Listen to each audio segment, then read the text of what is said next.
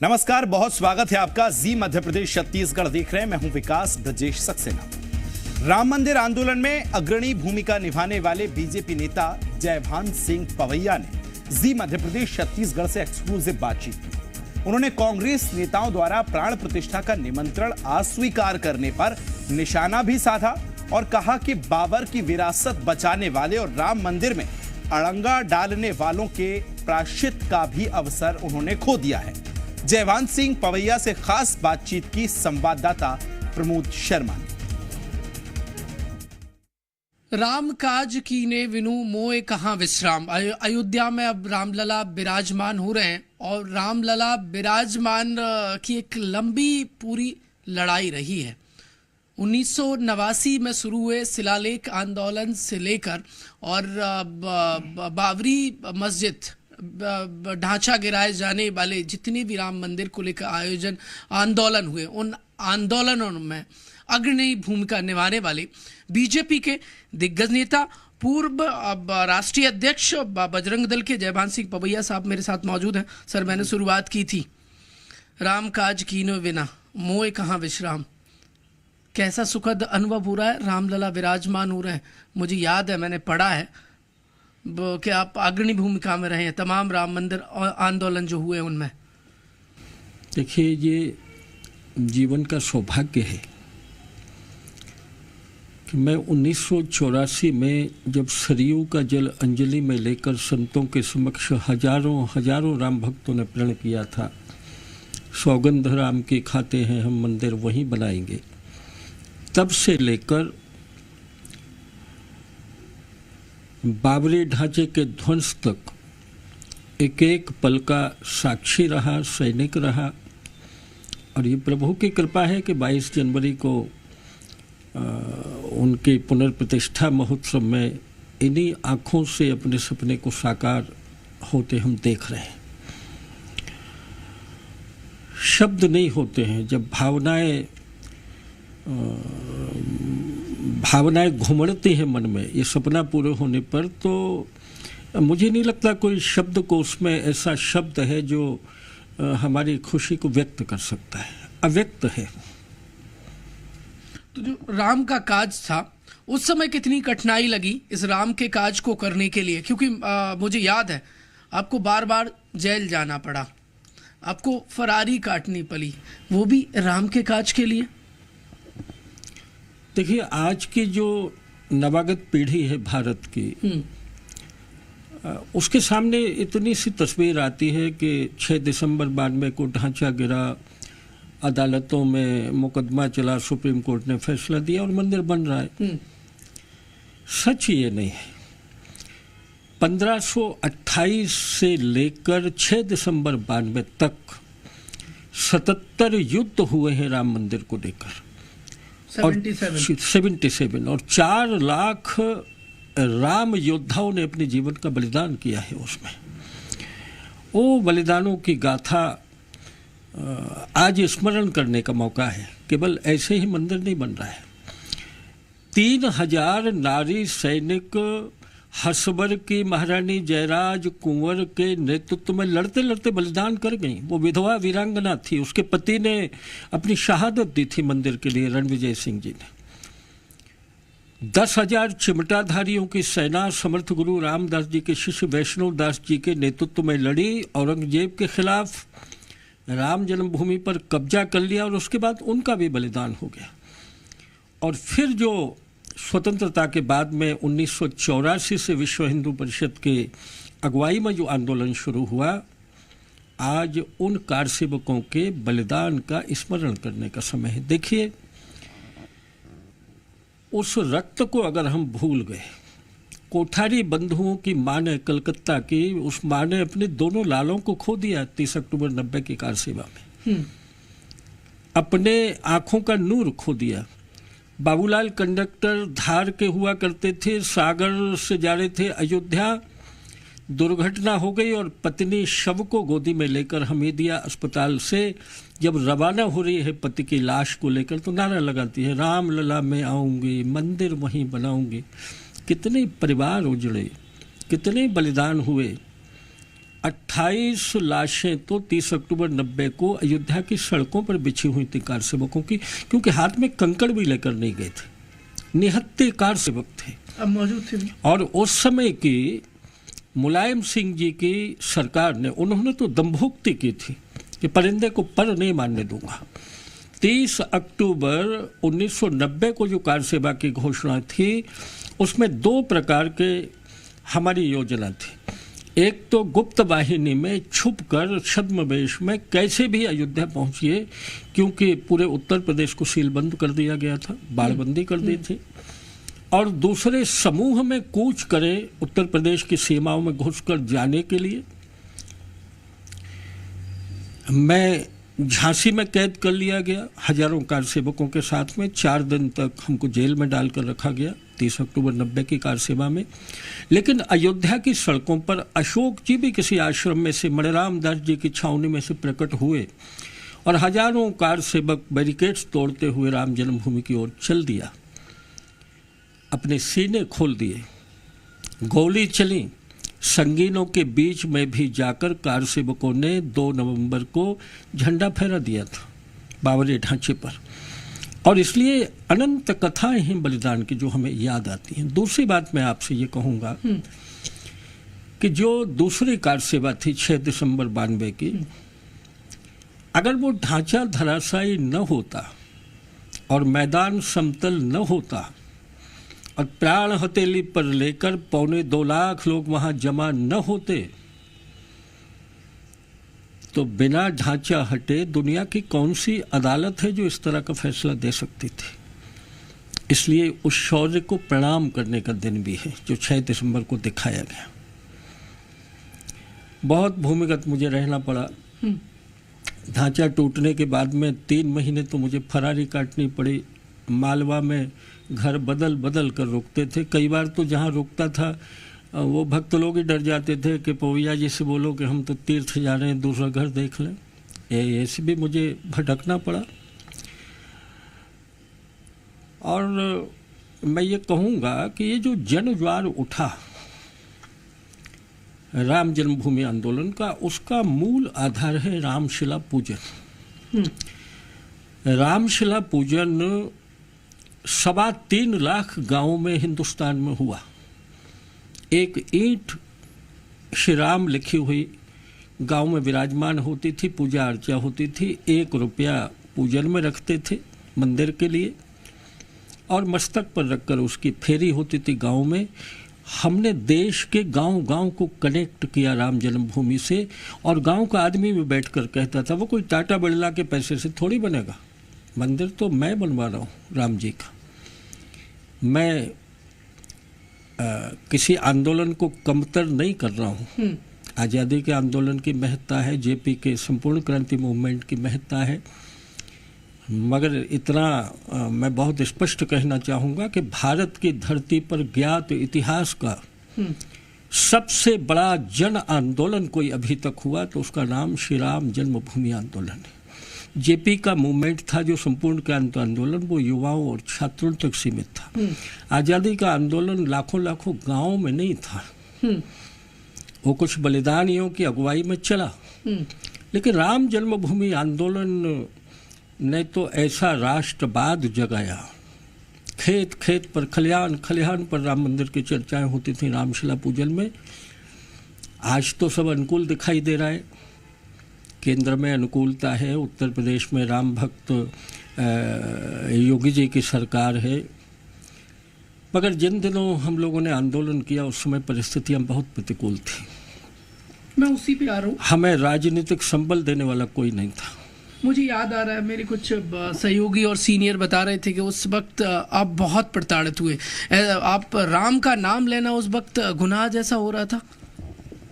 जय श्री राम का नारा ही सरकारों को ऐसा लगता था जैसे कोई भारत के विरोध में नारा लगा दिया है, जैसे आज पाकिस्तान का लगा दिया था। और भारत के छद्म सेकुलरवादी नेता, भारत के प्रधानमंत्री तक राम जन्मभूमि पर जाने में शर्माते थे।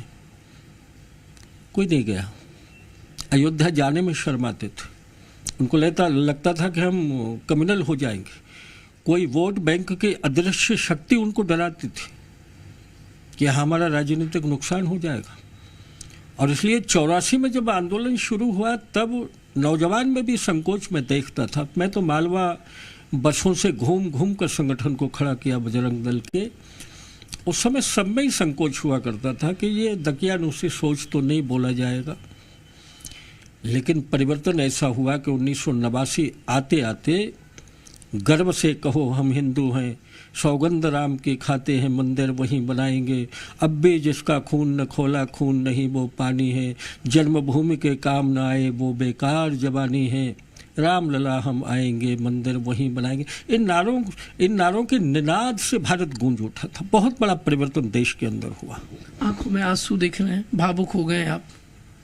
नहीं, वो अब ये तो उसी का मौका है। ये भक्ति भाव प्रभु का प्रेम है, इसमें कोई ऐसे बहुत दौर आई। पर मैं आज इतना ही कहूँगा कि ये 22 जनवरी की जो तीव्र प्रतीक्षा पूरे भारत में है, ये मनोदशा जो इस समय राम भक्तों की है, देशवासियों की है। राम जी वन जाने के बाद में अयोध्या के राजभवन की दहली पर 14 वर्ष माँ कौशल्या बैठी रही थी और टकटकी लगाकर निहारती थी रास्ते पर, मेरा राम आ रहा है। आंखें पथरा गई, आंसू सूख गए। जो दशा कौशल्या की थी, लेकिन उनका राम तो 14 वर्ष में लौट आया था। ये तो 500 वर्षों के इतने लंबे संघर्ष के बाद मेरे राम भव्य भवन में आ रहे हैं। मुझे लग रहा है देश का बच्चा बच्चा अनुभव कर रहा है उस खुशी को। और इसलिए ये पल सौभाग्य के क्षण हैं मेरे लिए, आपके लिए, हिंदुस्तान की उस पीढ़ी के लिए जिनके पुरखे नहीं देख पाए, पर हम वो सब देखने वाले हैं।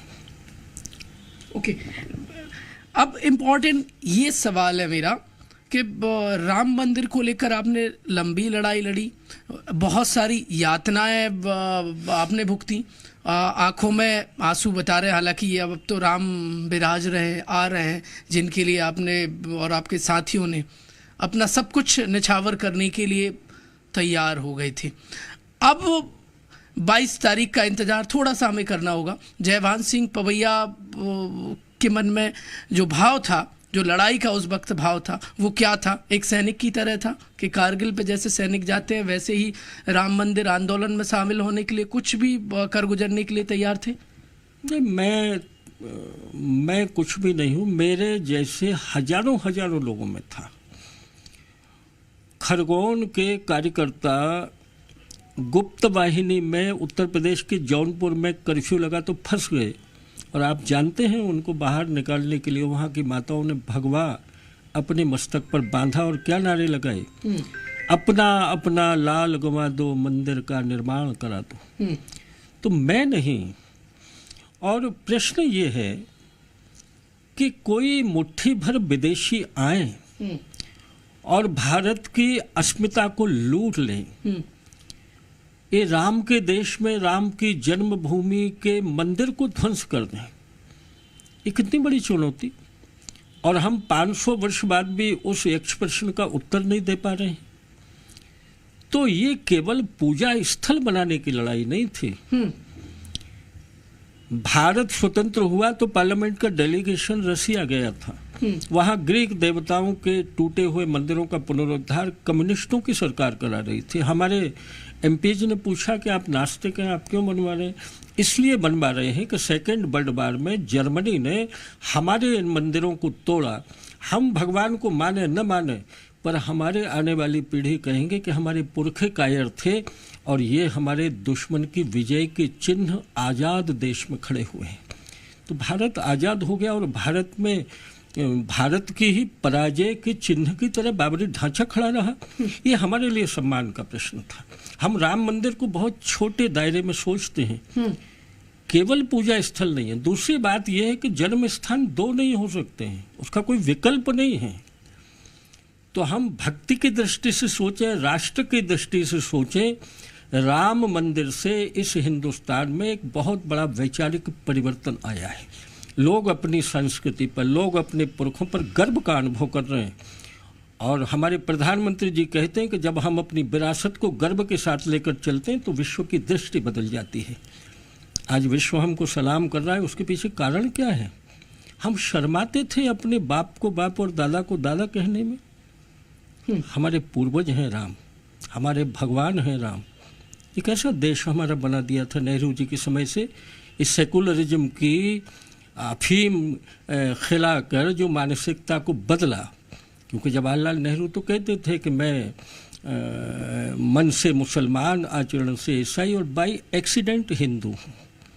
उस नेहरू जी की विचारधारा ने भारत को अपने शिकंजे में ले लिया था। मैं उसी पे आ रहा था। ये जो बाबर की मानसिकता है, इसको बरकरार किसने रखा और आज़ाद भारत में राम को कैद रखने के लिए कौन जिम्मेदार है? और जिसके चलते 92 में एक बड़ा आंदोलन हुआ, राम भक्तों का बलिदान हुआ। तुष्टीकरण की राजनीति ने वोट बैंक की भट्टी पर रोटियां सेकनी है, और वोट बैंक को एक नहीं रखा जा सकता माइनॉरिटी के जब तक उनको भय नहीं दिखाओगे। भया दोहन किया, और इसलिए हिंदुत्ववादी विचारधारा का भय दिखाकर और ये पराजय के चिन्हों को जिंदा रखकर रोटियां सेकी गई, सरकारें बनाई गई। किसने? कांग्रेस और कांग्रेस जैसी ही दूसरी छद्म सेकुलरवादी पार्टियों ने। 1901 फरवरी 86 को जब वो 1949 को रामलला का जब प्राकट्य हुआ 23 दिसंबर को अचानक, तो जवाहरलाल जी नेहरू ने वहाँ के डीएम को फ़ोन किया था कि उठाओ मूर्ति को फेंक दो वहाँ से, ये क्या तमाशा हो रहा है। लेकिन धन्य है वो डीएम जिसने कह दिया कि मैं प्रधानमंत्री जी हाथ भी नहीं लगा सकता हूँ, रामलला बैठ गए, मैं तो नहीं उठा सकता हूँ। नेहरू का बस तो चलता तो ये रामलला ही प्रकट होने के बाद में वहाँ से उठा लिए जाते। ये है कांग्रेस की मानसिकता। अब विपक्षी पार्टियों के नेताओं को आमंत्रण मिल रहा है, राम विराज रहे, और कांग्रेस पार्टी का एक स्टेटमेंट सामने आ गया है जिसमें वो एक्सेप्ट कर रहे हैं कि हाँ, खड़गे को और बाकी और नेताओं को आमंत्रण मिला है राम मंदिर प्राण प्रतिष्ठा का, लेकिन वो लिख रहे हैं कि हम ससम्मान इसे अस्वीकार कर रहे हैं। क्या वजह मान रहे हैं? राम तो किसी एक के नहीं है, राम सबके हैं। ये राम का राज है। देखिए, मैं बड़े पवित्र भाव से कहना चाहूँगा कि ये जो क्षण है 22 जनवरी तक, इसमें राजनीतिक कलुष की बातें होना, कसैलापन आना वातावरण में, ये शुभ तो नहीं है, अच्छा नहीं है। और अगर राम जन्मभूमि तीर्थ क्षेत्र ने अन्य राजनीतिक दलों के प्रमुखों को भी बुलाया है, क्योंकि 3,500 जो डिग्निटीज बुलाए जा रहे हैं उनमें वो भी शामिल हैं राजनीतिक क्षेत्र।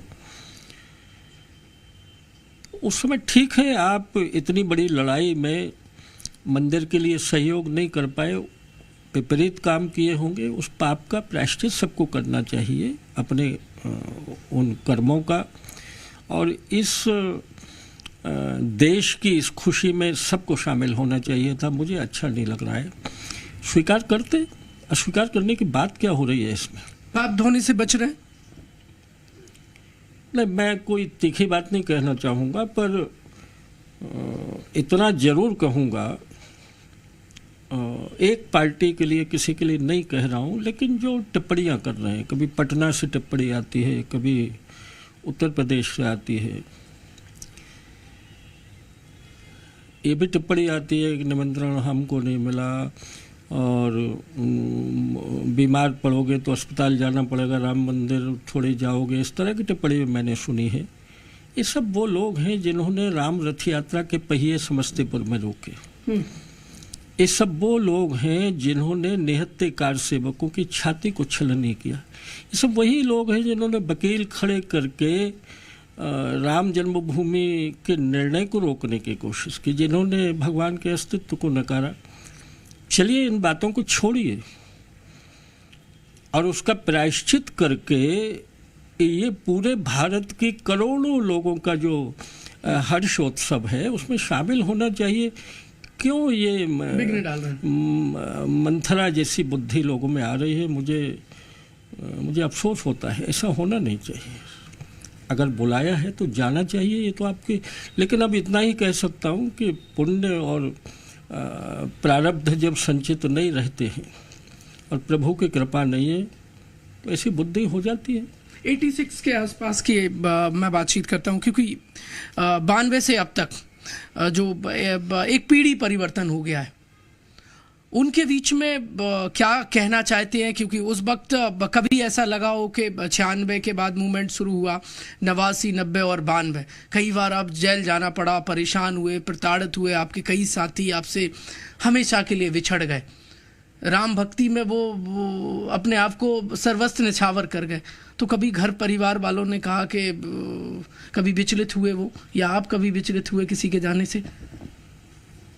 क्योंकि विपरीत परिस्थितियां थी। देखिए, कार सेवकों के और इस संघर्ष के जो सैनिक थे, उनके अनेक अनेक परिवारों ने बहुत त्याग किया है।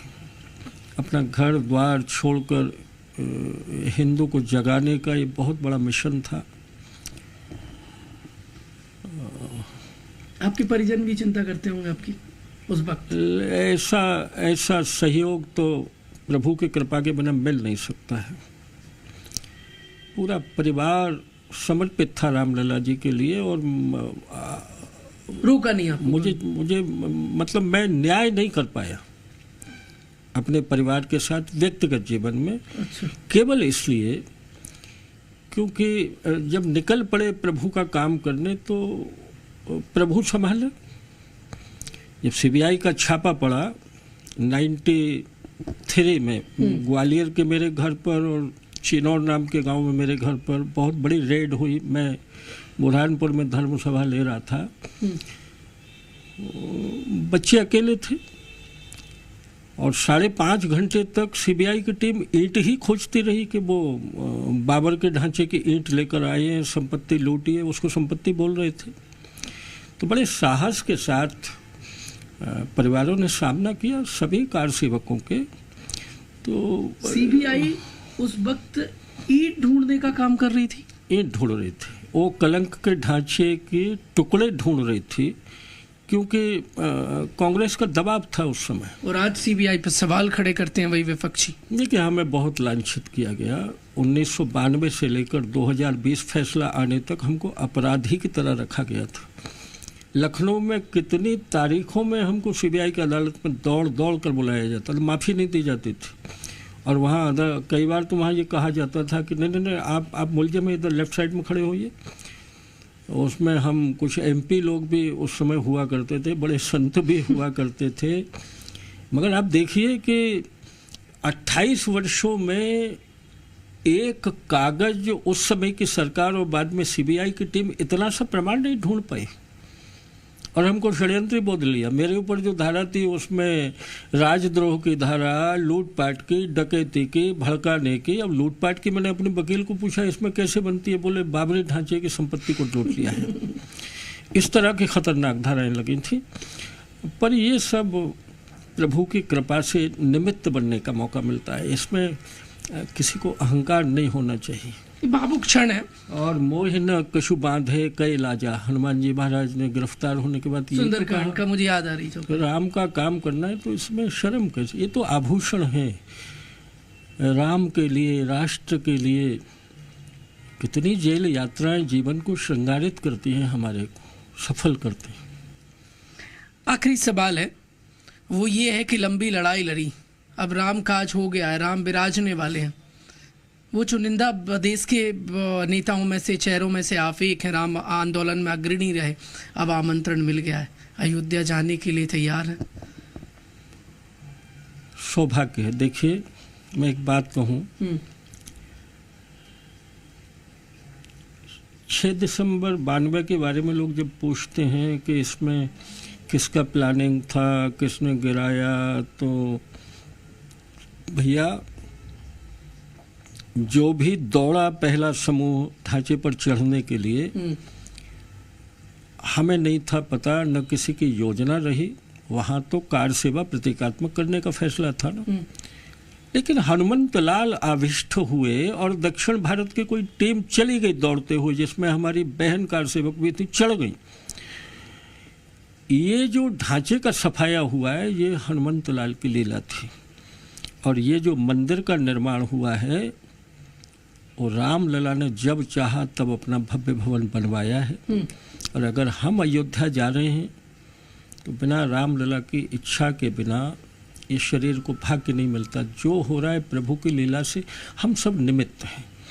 मगर मैं एक बात जरूर कहूँगा कि इतनी लंबी लड़ाई के बाद अगर केंद्र में राम भक्तों के अनुकूल सरकार न होती और माननीय मोदी जी प्रधानमंत्री नहीं होते और उत्तर प्रदेश में योगी आदित्यनाथ जी महाराज मुख्यमंत्री नहीं होते, मुझे नहीं लगता कि हम न्यायिक जो फैसला हुआ सुप्रीम कोर्ट का और हमें न्याय मिला है, ये न्याय मिलने की संभावना नहीं थी। मार्ग के अवरोध हटाए गए, सरकारें विपरीत खड़ी रहती थी, अदालतों में बाधाएं बनकर खड़ी होती थी, लेकिन प्रभु ने इस मंगल कार्य के लिए भारत के प्रधानमंत्री जी को निमित्त बनाया। योगी आदित्यनाथ जी के कारण अयोध्या आज स्वर्ग की तरह सज रही है, विश्व की सांस्कृतिक राजधानी बनी जा रही है। तो बलिदानी कार सेवकों से लेकर 1528 के 2.25 लाख हिंदुओं के बलिदान से लेकर और प्रधानमंत्री जी के द्वारा पुनर्प्रतिष्ठा तक जो अनेक बलिदान हुए और जिन संतों ने अपनी कुटियाएं छोड़कर देश भर में घूमे। देखिए, संत शक्ति और युवा शक्ति दो नहीं जागते तो इस आंदोलन में उतने प्राण नहीं आते। विरक्त संत जो गंगा किनारे आसमान को छत, धरती को बिछौना और ये बाह को तकिया मानकर विरक्त जीवन जी रहे थे, जो झोंपड़ी भी नहीं बनाते थे, ऐसे वामदेव जी महाराज जैसे सैकड़ों विरक्त संत जो भजनानंदी थे, वो अपनी माला हाथ में लेकर आश्रमों से बाहर निकल पड़े, कथाएं छोड़ दी संतों ने।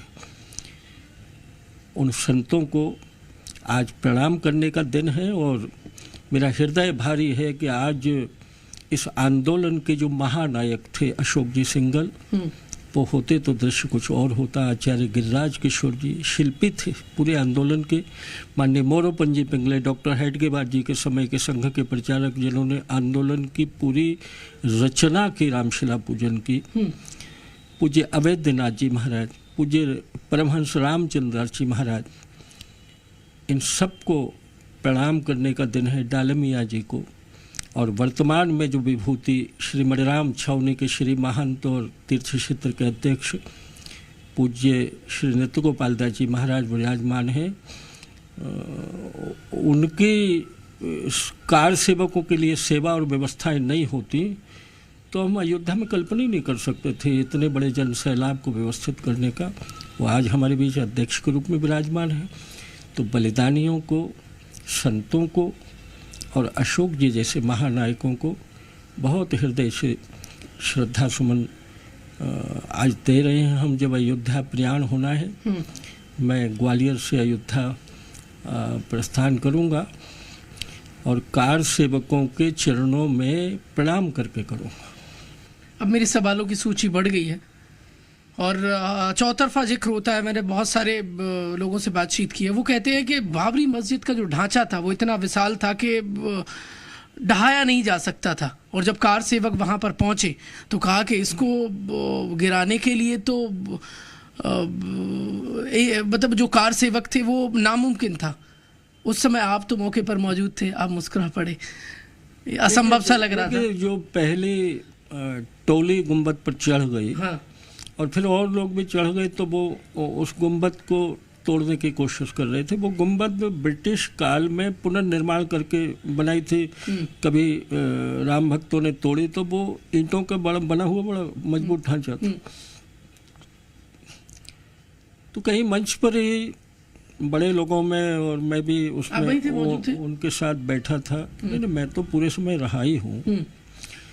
तो फिर वहाँ सलाह हुई कि कुछ लोगों को भेजकर ये बताओ कि मकान ऊपर से नहीं टूटता है, नीचे से टूटता है। तो जाकर लोग गए और उनसे कहा कि अरे ऊपर से थोड़ी टूटेगा, नीचे से तोड़िए। और फिर 1000-1500 लोगों का समूह छूटा तो सुरक्षा बल कि कुछ सिपाही थे, कौन सा पैरामिलिट्री फोर्स था मुझे ध्यान नहीं आ रहा है, उनमें से 2 दौड़े, उन्होंने एक स्टोर के दरवाजे में खोल कर और फावड़ा गेंती सब बल, उन्होंने कहा ये वर्दी है मगर भीतर तो ये राम है, राम धड़कता है। देखते देखते नीचे से वो बाबर के काल की पत्थर और चूना की थी तो मोटी दीवारें, लेकिन जब सैकड़ों लोग एक साथ लगते हैं तो क्या औकात है उस ढांचे की। मगर उस समय का मुझे याद आता है कि भिंड के गोहद के पुत्तू बाबा जी महाराज अंदर पहुंचकर कार सेवा करने लगे, उनके छाती पर एक तीर गिरा और उनकी शहादत उसी समय हुई थी। तो इस तरह ये टूटा है। वो तो जैसे हो भवित बिता वैसे मिले सहाय, तुलसीदास जी ने लिखा है। जो घटित होना होता है उसको वैसे वैसे सहयोगी मिलते जाते हैं, और ये सब लीला है, प्रभु की लीला हुई है। बहुत बहुत धन्यवाद जी मीडिया से बातचीत के लिए। बहुत जय श्री राम। बीजेपी के दिग्गज नेता और राम मंदिर आंदोलन में अग्रणी भूमिका निभाने वाले जयभान सिंह पवैया से हम बातचीत कर रहे थे, और अब अयोध्या जाने के लिए तैयार हैं, क्योंकि 22 को प्राण प्रतिष्ठा है। जन जन की जिनमें निष्ठा है, अब उनकी प्राण प्रतिष्ठा है। जयभान सिंह पवैया ने कहा है कि बाबरी जो मस्जिद ढांचा था वो विवाद बनाए रखा कांग्रेस पार्टी ने सत्ता के लिए। बाबर मानसिकता को बनाए रखा कांग्रेस पार्टी और दूसरे विपक्षी दलों ने। कभी परेशान हुए, राम मंदिर आंदोलन के बाद जेल जाना पड़ा और यहाँ तक कि फरारी काटनी पड़ी। कभी जो अपराध हुआ करता था, आज आंखों में आंसू हैं क्योंकि राम विराजने वाले हैं। कैमरामैन अतुल जैन के साथ प्रमोद शर्मा, जी मीडिया, भोपाल।